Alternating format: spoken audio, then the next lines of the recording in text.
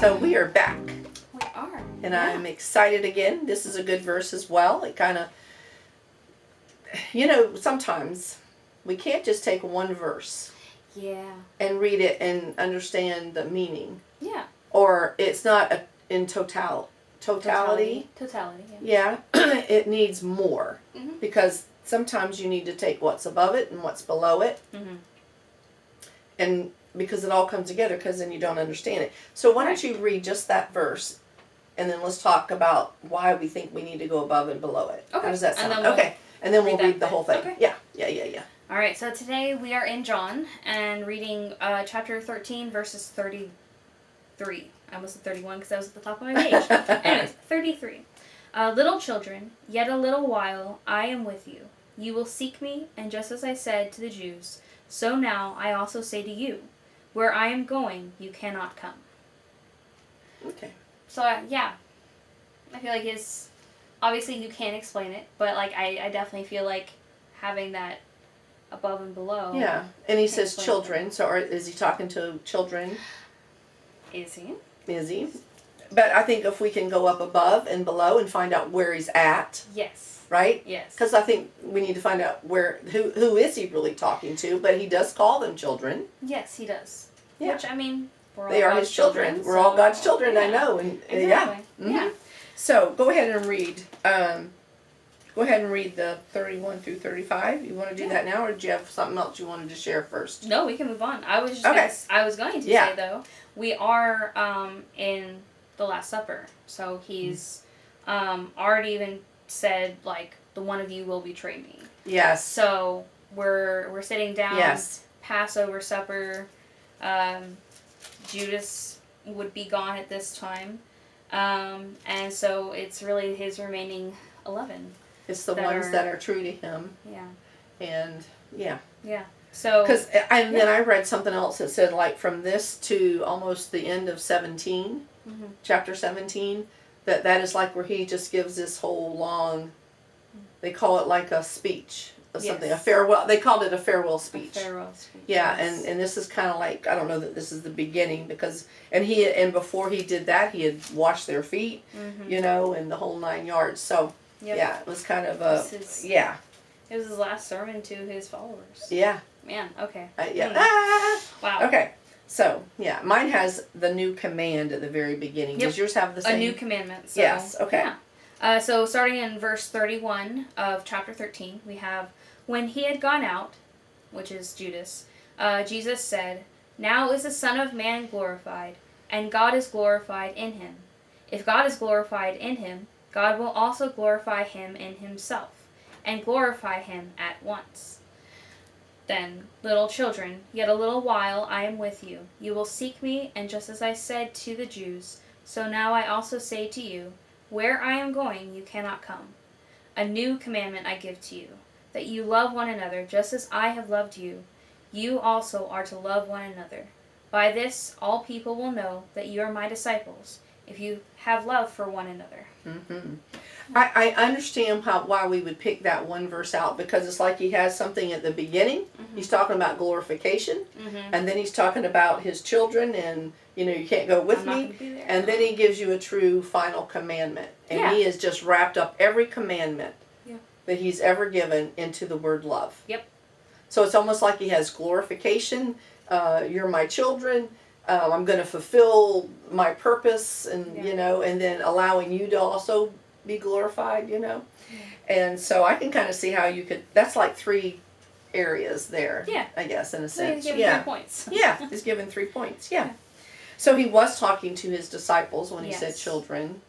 Yes. And go ahead. So I saw in my commentary that I like to use. It's called Enduring Word Commentary online. And it says that little children. This is the only place in the Gospels where Jesus addressed his disciples as little children. He didn't mean it as an insult. He meant it with a sense of tenderness, care, and recognition of their present dependence and immaturity. So he knew that they're still dependent on me. Well, they're not fully mature in their understandings. So they they were as children. Yeah, because they were following him. Mm-hmm. Yeah. Yep. Being Yeah, faithful they were following and obedient to him. That's right. They were. Yeah. Yeah. And the other thing I wanted to say is he says, where I am going, you cannot come. And prior to that, he says, I already told the Jews that. Mm-hmm. But that was in, I want to go to that spot. And that's in 7:30, John 7:30. Yeah. So we're going to flip to that. Because I was like, well, what did he say? Did he say anything more? Or did he say the same thing? Or what? Right. Yeah. So I had it here. And then it's now, my fingers. It's hard to turn these pages. I know. 7:30. And he says, then. So we're now at a spot where, he's being ridiculed and, they've decided, anyway. Okay, so then they tried to seize him, yet no one laid a hand on him because his hour had not come. And we've heard that before, is not his time, it's not my time. Yeah. However, many from the crowd believed in him and said, when the Messiah comes, he won't perform more signs than this man has done. Will he? Mm-hmm. Yeah, it's like, come on, guys. This man, yeah. This is the man. This is Jesus. This is the one that we've been told about, Yeah. Right? Am I saying that right? Yeah. Yeah. And then the Pharisees heard the crowd murmuring these things about him, and so the chief priest and the Pharisees sent servants to arrest him. Oh, maybe I need to go one more. Yeah. Then Jesus said, I am only with you for a short time, then I'm going to the one who sent me. You will look for me, but you will not find me, and where I am, you cannot come. Yep. So right there. Yep. Wow. So he was already being accused by, if you think about it, and that's just like Paul. I think about Paul, okay? He persecuted Christians before he was met on the Damascus road with Jesus. But he was doing what he thought was right as a believer in God. Yes. Right? Yes. And so he was not believing that Jesus was who he said he was. Well, yeah. Yeah, because they were like, hey, watch out for false teachers. That's false right. prophets. And so he was doing what he thought was right because he didn't think he was the right one. Mm-hmm. But here you have these other people now. Paul was later on, right? Yeah. Yeah, yes, he was after this, of course. Yes. He was after this. But, he heard it. Yeah. I'm sure he was during that time. I don't know the timeline for Jesus's, I'll have to think about that one. Yeah. Yeah, but, so this is what happens when you bring things up and you haven't got it all together. Like, I think I have it all. Yeah. I think I have it all. But I wanted to share that spot, and I probably have lost it now. But it's the fact that these Pharisees were going to lose something, they thought, these priests, because, see, people went to them, to the priest for forgiveness. And then they burnt the burnt offerings and all of that to receive, because that's what their traditions. Yes. That's what they knew. That's what they knew. That's what they had been handed down. But God knew they could not keep all the 10 Commandments and whatever else was put in place. God put some of them, man put some of them. Yeah. But they couldn't do it. Yeah. And that was their way of salvation at the time. Yeah, it was a temporary atonement for sin. Yes, temporary. It wasn't, God did not mean it for it to go on and on and on. He knew we weren't going to be able to do it. It's more like a test of obedience. And exactly. Yeah, and, he still delighted in them, and, he enjoyed the heart that was behind it.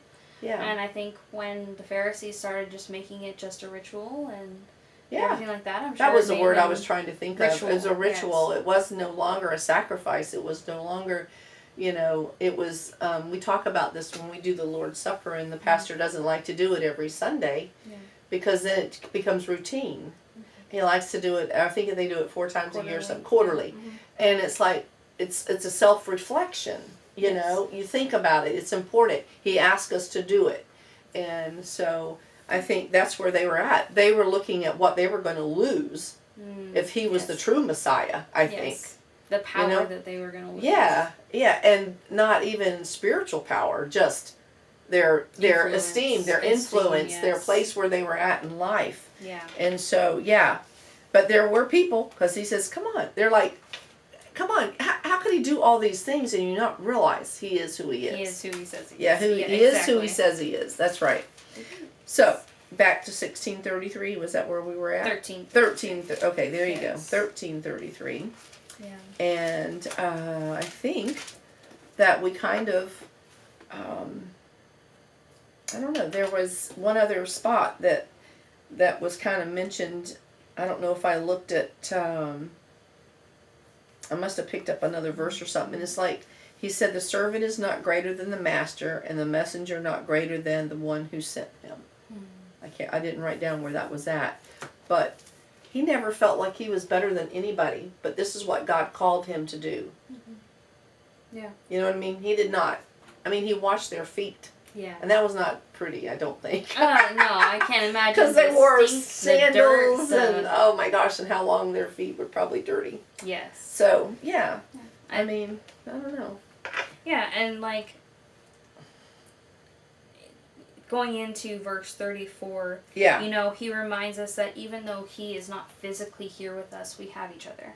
Yeah. You know, and that people will know us by our love. That's right.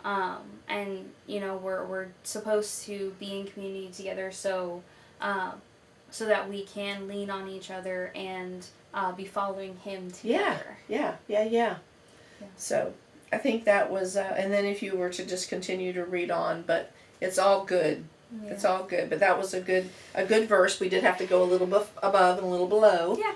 But that's okay. That's how it all gets connected. And then you saw how one spot referred to another spot, and all we had to do was go back and find it. Yes. Yep. Yeah. That's Bible's connected. So it is connected all through, and a little ribbon, a little piece of ribbon runs all the way through it. Yeah, I know. Or it's all weaved together. I know. Yes. I know. I remember when I was a kid, I used to think, you're reading out the Old Testament. Why are you doing? I just used to think, it doesn't. Why are you trying to make it connect? Mm-hmm. And it does. But it does. It does. You have to have both in order to fully understand. To understand. Yeah, absolutely. It's so it's good to do that. Yeah. I love it. Yeah.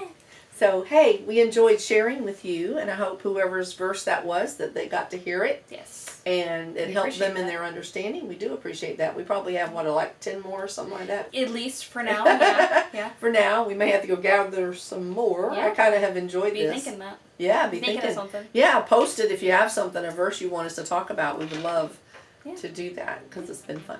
So, all right. We'll see you next time.